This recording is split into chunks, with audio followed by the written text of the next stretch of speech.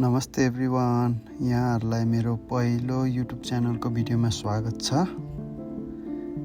र म मेरो पहिलो भिडियोको लागि चाहिँ तिनतले झरना भन्ने ठाउँ गएको थिएँ। यो चाहिँ बेथान चोक जाने बाटोबाट छुट्टिनुपर्छ, पनौती हुँदै जानुपर्छ। बाटो अफरोड पनि छ, राम्रो पनि छ। बाइकमा काठमाडौँबाट 1.5 घन्टामा पुगिन्छ भने बसमा 2 देखि 3 घन्टा लाग्छ। थोरै हिँड्न पनि पर्छ। एकदम राम्रो प्रकृतिले दिएको एउटा राम्रो झरना, पौडी खेल्ने ठाउँ पनि छ। गर्मी महिनामा तपाईहरु बर्खामा जाँदा एकदम राम्रो।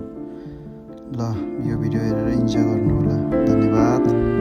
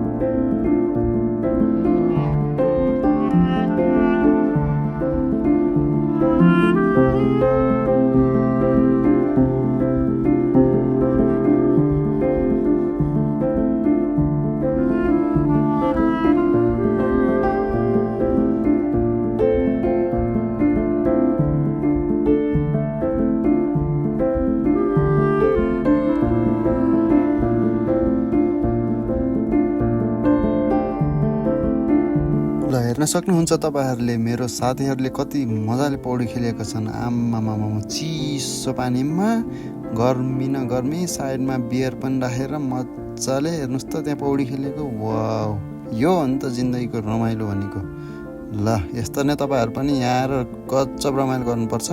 फोहोर चाहिँ फाल्नु हुँदैन। केटाकेटी सबैजना स्विमिङ खेल्छन् है यहाँ।